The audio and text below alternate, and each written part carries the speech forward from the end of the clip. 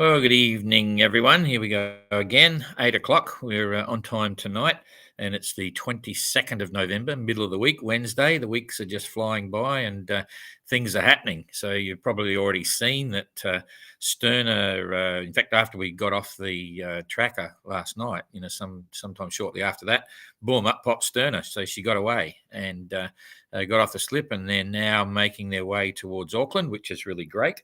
They had a few last-minute changes as well. Sadly for Rufus, the captain, he's had to get off the boat for personal reasons, family reasons, and so now Melissa, who is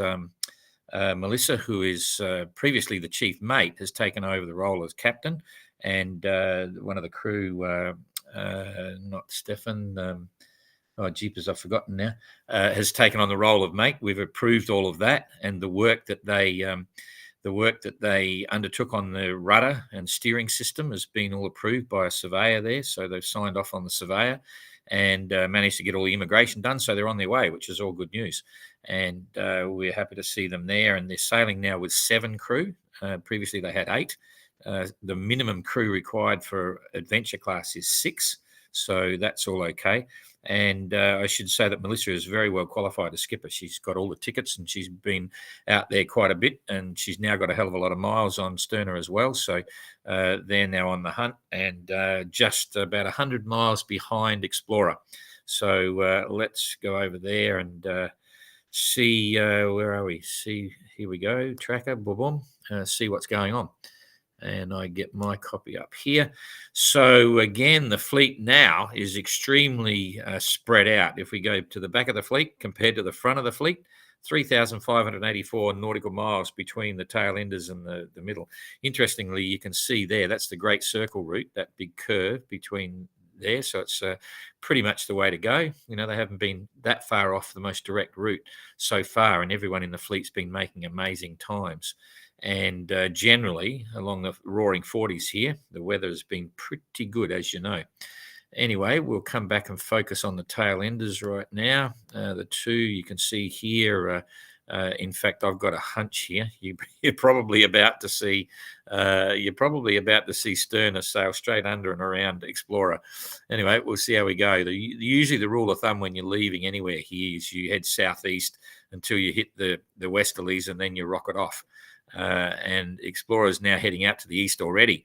So hopefully they'll change course and come down southeast till at least they get to about 40 south, and then you go along. It's pretty much, the weather, you can see where the previous fleet went. That was pretty straightforward. It was following the weather, but also following the concept. You got to get down there. You got to get down into the 40s as quick as you can, and then follow the roaring 40s, the same as the clipper ships did, and so on.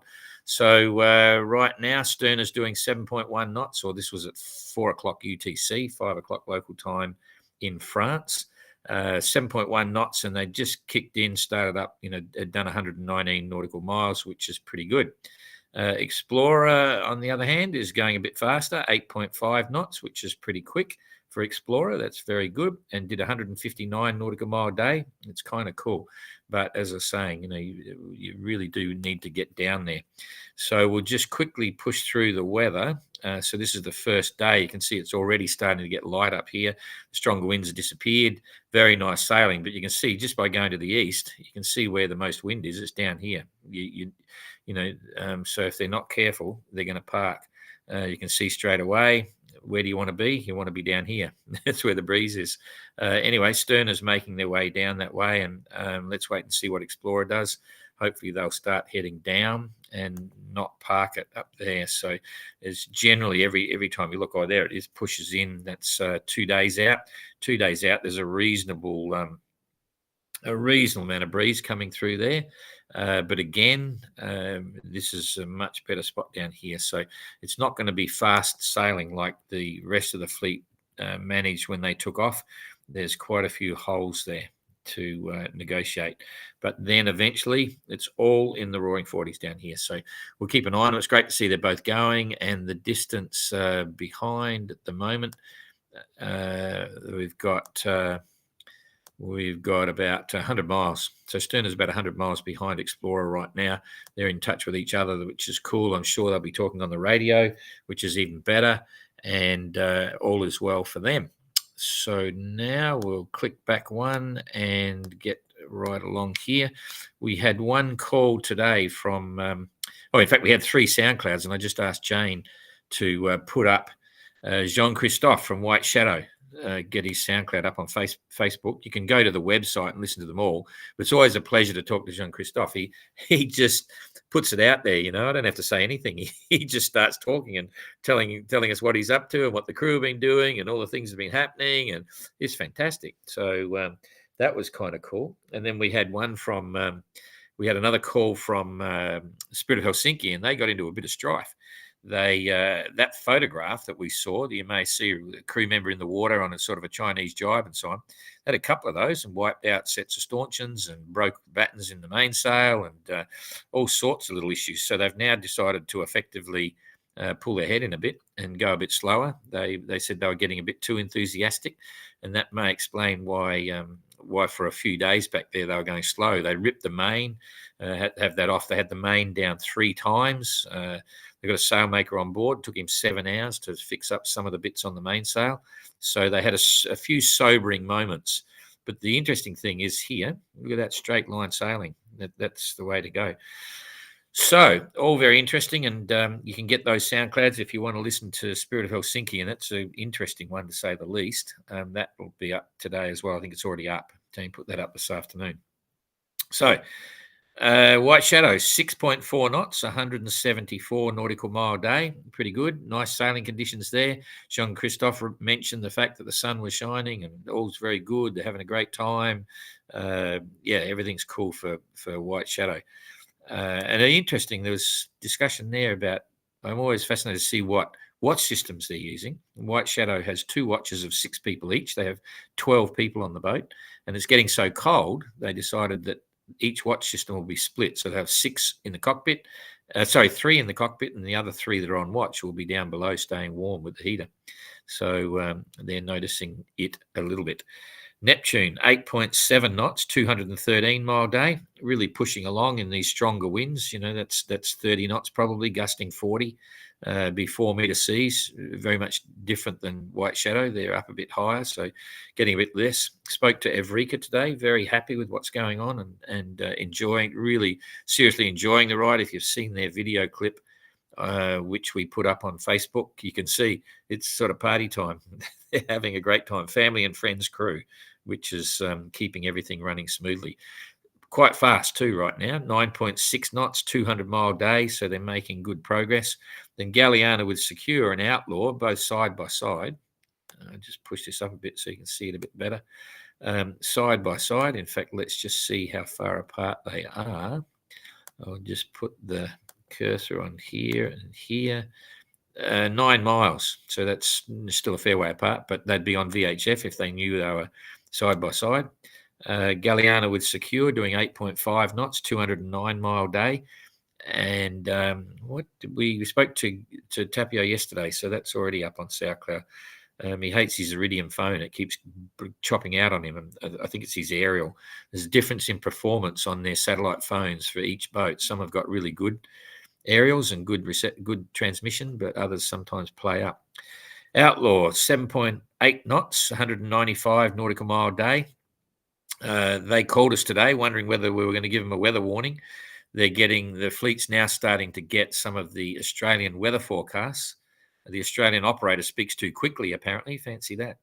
And it can take them hours to decipher it. They have to record it and work it out. But they say most of the fleet now is getting the Australian weather forecast, which will be broadcast regularly. Lots of information. They've just got to work out what he's saying in Australian speak. I speak 3 languages, Australian, English, and American, like the Australian radio operator, I suppose. So Triana, 9.4 knots and 205 nautical mile day. Again, this whole wind band here, is solid breezes. We'll just check, they've got 4 meter seas for sure, maybe even a little bit bigger. Yeah, it's 4 to 5 meter seas. And with that, let's check the clouds. That's clear blue sky. Yeah, they got clear blue sky. They'll be enjoying that. With the wind strength, that's 30 gusting 40, I'd say. with 4 to 5 metre seas, really good, solid Southern Ocean stuff. So we speak about that often. The Speeder Kip, 8.6 knots and 212 nautical mile a day, high average speeds. It's amazing. It's good to see. They're making really good time in New Zealand. And then Spirit of Helsinki, 9.4, 229 nautical mile a day. Maiden, stretching legs out in the front. They're doing really well. 9.1 knots, 196 nautical mile a day. So a little bit less than Helsinki, but still doing pretty well. They're in the northwesterly, so they're yet to see the front hit them. And by the look of it, when it rolls like this without the sudden wind differential in the middle, like if you saw a big green band there, that's when you get the big shock factor. But here, when it's like this, you've got a constant northwesterly that rolls into the southwesterly. It's going to be a rolling front, so it shouldn't come in as a bang so much as just a sudden change in wind direction over 5 or 10 minutes.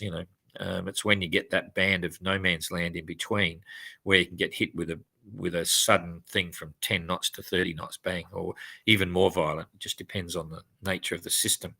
These ones are relatively mild because the centre, to explain this, the centre's a long way away and it's distorted, so it's right up the top of it.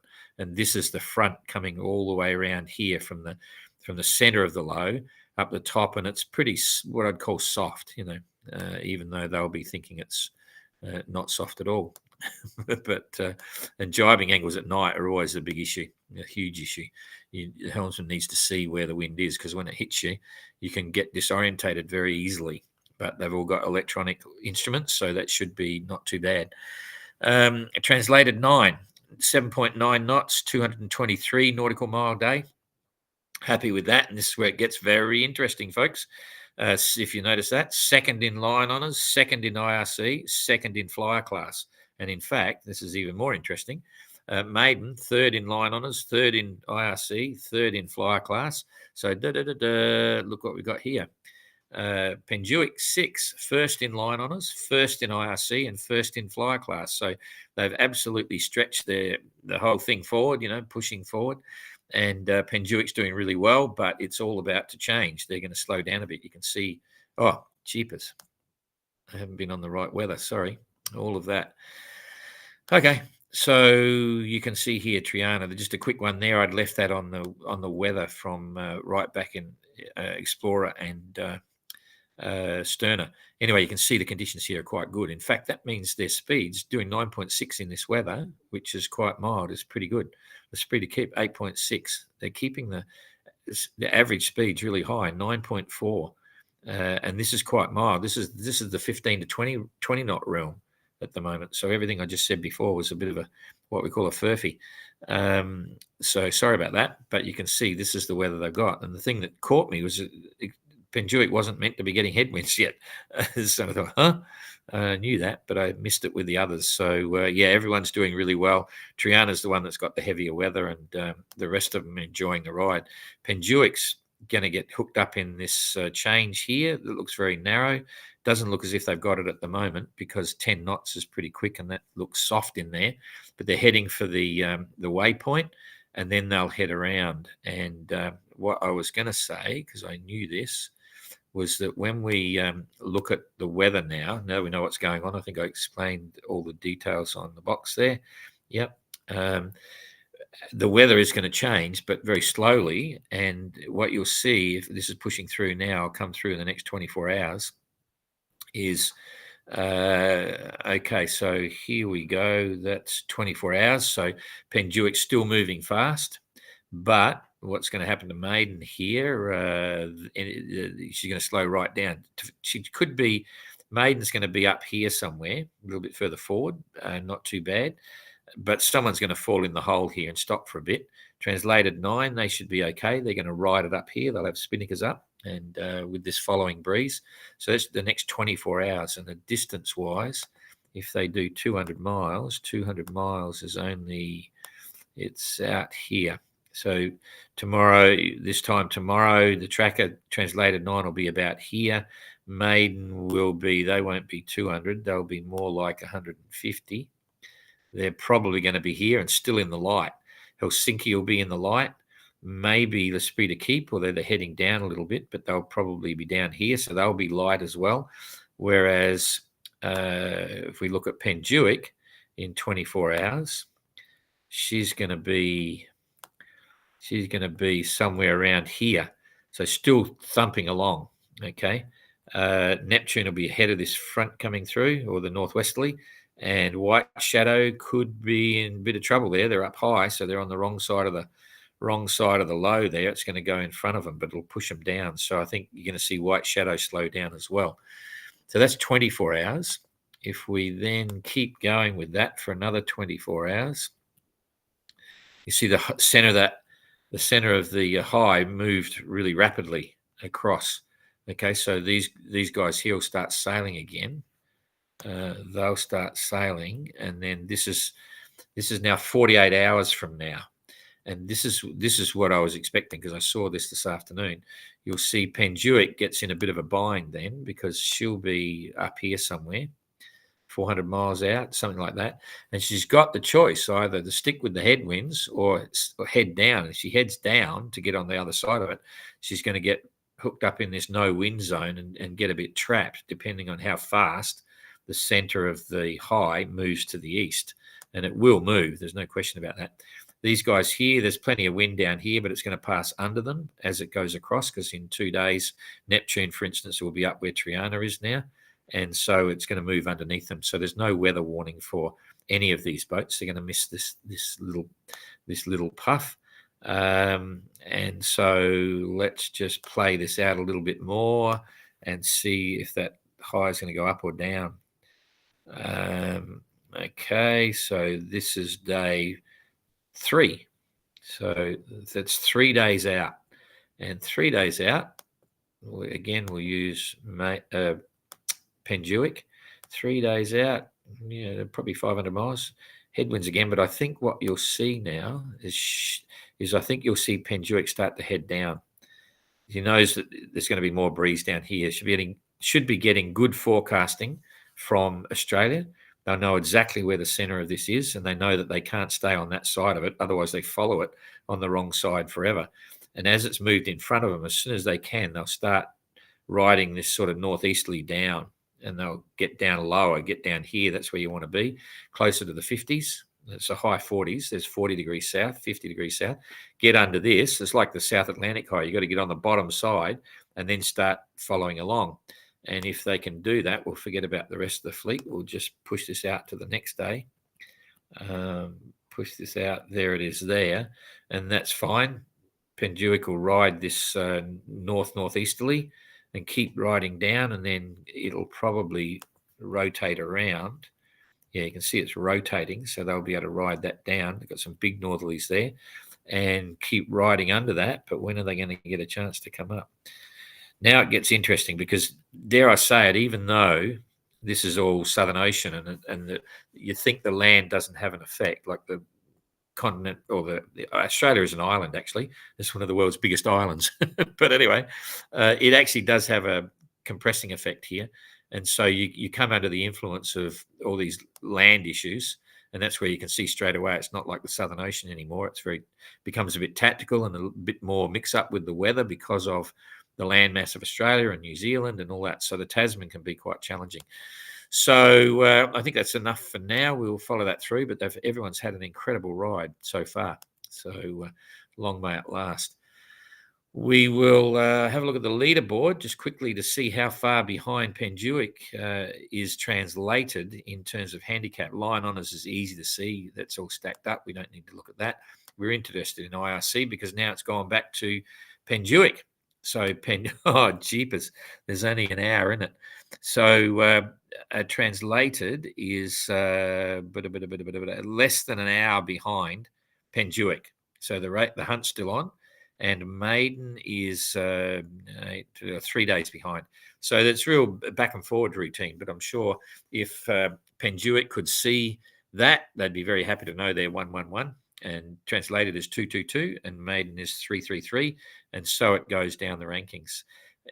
When you get to Maiden and Triana, very close. There's only about 8 hours in that as well. Is that right? 16, 4, 5, 6, 6 hours. There's 6 hours. Triana is only 6 hours behind Maiden in IRC, which is pretty impressive. Okay, so that's that one. Now I'll come back here and pretty much done with all of that. I'll come on here and see if there's any questions in the comments and see how we go. Warren, loud and clear. Thanks, Warren. Interested to hear the news today. Sterer having departed. Yeah, it's great. We're very happy about that. Okay, Plymouth, greetings from Marrakesh. Ooh, a little escape for my birthday. Oh, it's Annie. Cheapest. You get around. Okay. Greetings from South Africa. How's the current affecting Explorer? Actually, not too bad. It's worth a look at that because I didn't show you the currents. That's we'll just come back and we'll put the currents up because there's quite a few streams. They've already gone across the big one. And I'll just pick this up so we can see it. Gone across the big one, and now we hit that. Here it goes. Boom, boom. Come on, there it is. So Stern has just cut across that one, which is fine. The weather's quite mild. Explorer's now maybe not even heading as far east as it appears because the current there is pushing them up a bit, and that's going to continue to happen. You can see this is 2 to 3 knots here, pushing them up. But generally, yeah, heading southeast down here, they could hook into that, but we'll have to wait and see. And Sterner's across this one, which is good without any major big winds the wrong way situation. These eddies are quite substantial. I remember in my BOC, I got hooked up in one of those and was going nearly 5 knots. I couldn't believe it. I had a GPS and I was talking to Philippe John Toe at the time. I said, hey, something's going wrong with the GPS. Because it was all wrong. And Philippe came back on the radio and said, oh, don't worry about it. It's these eddies. And I said, what? What eddies? Because I didn't really understand back then. But anyway, I digress. So now to get back to me and questions. So yeah, so you can see it's not too bad. Warren, hold on. Any chance you try and get a Teespring or similar company to organise merchandise for OGR? Especially them taking care of everything, shipping to. Well, we can look at it, but we're so busy at the moment. But anyway, we're going to take some merchandise to New Zealand. I just decided we're going to send a couple of boxes down there. So if you're in New Zealand, you might have a chance to get some hats and jackets and T-shirts and bits, and then we'll see. It's a real problem for us to do merchandising, but we'll see what we can do. French listeners can simply slow the playback on YouTube without losing definition. Yeah, you can actually also on YouTube, you can actually do on your settings, you can get subtitles. It comes up first in English, but then once you've got subtitles in English, you can then choose any auto AI translation from the English to whatever language you are. Sorry, I tend to talk a little bit fast like those radio operators in Australia, but that's one way of doing it as well. We've thought about, we might be looking for a volunteer here. If we had a good French-speaking follower who was right up with understanding weather and interpretations and stuff, we might be able to organise a once a week or so a French tracker update. But anyway, we can look at that as well. We've discussed it a little bit. You forgot to roll the weather back to current. That was before. Yeah, you're right, John. Sorry about that. Don, your daily tracker live report is unique among any of the ocean races going on. Don't ever stop, and you should promote it more. Well, it's fun. Thank you very much, Warren. I appreciate that. Yeah, it's we just tend to think it's like normal. That's what happens, and that's one of the reasons I talk fast. Everything we do from the live reports that Ada and I do, and look forward to those from New Zealand. Ada and I just say, look, we just do what we do as if someone is sitting in the boat with us, right? It's not meant to be a super sophisticated, high-tech bits and pieces, but hey, you want to come in the boat with us? We're going out to see the boats, It's sort of like that attitude, and I've always adopted that with everything that we've done with the GGR and so on. And it was actually halfway through the GGR that I realized people wanted to know my opinion. I don't give a lot of opinions here on the boat handling and things like that. It's different. But in the GGR, it's very much my cup of tea, and I'll often give my opinions, whether they're right or wrong. I'm not saying they're correct, but I'll just give my opinions and people comment off that, and it starts interesting conversations. But so, yeah, we are a little bit different.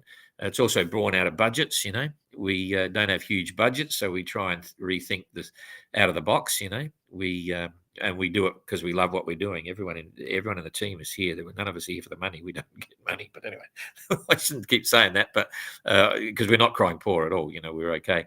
But it's what we like doing, so it's good fun. Margaret, I'm amazed at some of the navigation. Would you please confirm that their only tools are sextant, chart, and time and distance? Yeah, absolutely. And in fact, there's quite a bit of pride and honour within the fleet that everyone is actually doing that. And the amazing part is, if you've never done it before, it's like mumbo jumbo. It's like this sort of, oh, jeepers. But when you actually learn to do it, it's not that hard. And you get better at it while you're doing it. And there's a tremendous sense of satisfaction when you're doing these fixes and everything's by the stars. It's a very intense feeling of being at one with the world and nature and all that sort of stuff. So even Tapio, who's been doing this half his life, was all proud the other day because his cocked hat is when you do a celestial observation, you get one position line and it can go like that. And then you do another one in the afternoon and it goes like that. Okay. And then you do one in midday and it'll go like that. So you get these three lines crossing over like that. And that's called your cocked hat. And the bit in the middle there, that's you somewhere within that triangle, you see. And Tapio was very proud on his SoundCloud the other day when he said, oh, jeepers, in the middle of the storm, the sun comes out and I did a fix and my cocked hat was only 2 miles. It was a 2-mile cocked hat. And he said, wow, that's cool. So, they're very much using it. They're very much loving it. All the crew want to learn it. The crew want to learn from the navigators how to do it. And so it's quite a special moment. They still all have the GPS chart plotter, but it's hidden under a cover with AIS and so on for safety reasons. And if there's ever a man overboard, touch wood. Scott, how you doing following American River? Oh, jeepers. Okay, that's cool. Haven't been there for a while. Used to get great whiting down there. Won't be long before they are coming past. Too true. Thanks for the update. Cool. Hi from Germany, peeps. This is proving to be a fascinating race. It sure is. But I got to say, as much as it's fascinating and it's simple, I'm really happy. It's just like a drag race at the moment. They're just going for it. It's good to see. They'll be loving it. This is a great introduction to the Southern Ocean, which gives them a lot of confidence when they do get their first serious storms. And we haven't seen them yet, touch wood, and I'm happy about that as well. Thanks, Samuel. What's the statue in the background? Oh, that one. That's Napoleon. In fact, there's a good movie coming out. Okay, I'll show you. This is it weighs a ton. Now we're really digressing. This is a solid bronze thing of Neptune, a bit of a hero. He's a bit of a hero for lots of reasons. You see that? Boom, boom. We're renting here, but I bought that as soon as we got here because I like the guy. I like everything about him. A lot of the people won't like me saying that, but I think Napoleon's a bit of a champion. So that's that one. Anyway, finally caught you live. Good on you, Warren. Thanks for the update. All good. So enough of that, and we'll see